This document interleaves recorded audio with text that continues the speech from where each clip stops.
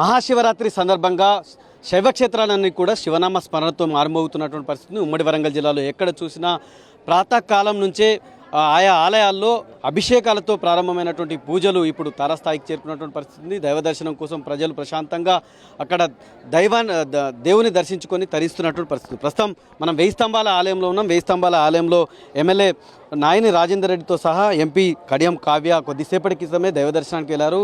రాజేందర్ రెడ్డి కుటుంబ సమేతంగా దైవ దర్శనం చేసుకున్నారు. ఒకసారి వారితో మాట్లాడే ప్రయత్నం చేద్దాం. రాజేందర్ రెడ్డి గారు చెప్పండి, అంటే దైవ దర్శనం చేసుకున్నారు, చారిత్రక వెయ్యి స్తంభాల ఆలయంలో ఏర్పాట్లు ఎలా ఉన్నాయి, ప్రజలు సౌకర్యవంతంగా పూజలు చేస్తున్నారా, ఎట్లా ఉంది? ముందుగా వరంగల్ జిల్లా ప్రజలకు మహాశివరాత్రి శుభాకాంక్షలు తెలియపరుస్తూ, స్వామివారిని ఆ శివుని ఆజ్ఞ లేని చీమ కూడా కదలదంటారు కాబట్టి మరి వారందరూ కూడా జిల్లా ప్రజలకు ఆయురారోగ్యాలు సుఖ సంతోషాలతో ఉండాలంటే ఆ భగవంతుని కోరుకుంటూ, మరి శివరాత్రి అనగానే వెయ్యి స్తంభాల ఆలయం గుర్తొస్తుంటుంది. మరి వెయ్యి స్తంభాల ఆలయం దాని చరిత్ర ఏంటిదని అందరికీ తెలిసినదే దేశవ్యాప్తంగా.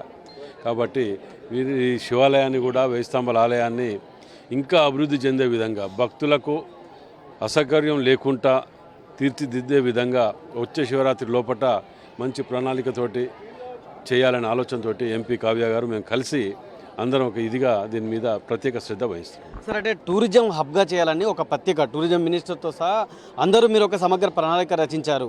వెయ్యి స్తంభాల ఆలయం దానికి స్థాయికి తగ్గ అభివృద్ధి చెందిందనుకుంటున్నారా? ఇప్పటికీ కూడా ఆ స్ట్రక్చర్ ఇంకా నిలవలేదు.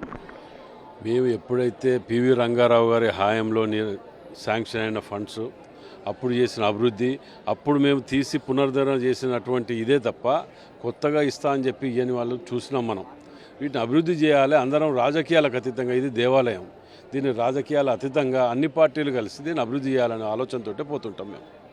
సో టూరిజం సర్కిల్గా చేయడానికి చారిత్రక నేపథ్యం ఉన్నటువంటి ఆలయాలు కావచ్చు, కాకతీయ డైనాసిటీ ఉన్నటువంటి ఈ కనెక్టివిటీని ఎట్లా డెవలప్ చేయాలనుకుంటున్నారు? అంటే చుట్టుపక్కన ఇండ్లు ఉన్నాయి, వాటిని ల్యాండ్ అక్విజిషన్ కింద అక్వైర్ చేసి ఓపెన్ స్పేస్ అనేది ఎక్కువ ఉండటం వల్ల దాంతో మనం అన్ని చేయగలుగుతాం. వాటిని ఫస్ట్ ఆఫ్ ఆల్ వాటిని తీయాలనే ఆలోచన. ఇదివరకు గతంలో ల్యాండ్ అక్వైర్ చేసినాము, ఇంకా చేయవలసింది ఉన్నది దానికి. సో ఎంపీ గారు చెప్పండి, అంటే మహాశివరాత్రి ఉత్సవాలకు దైవ దర్శనం చేసుకున్నారు, ఎట్లా అనిపిస్తుంది?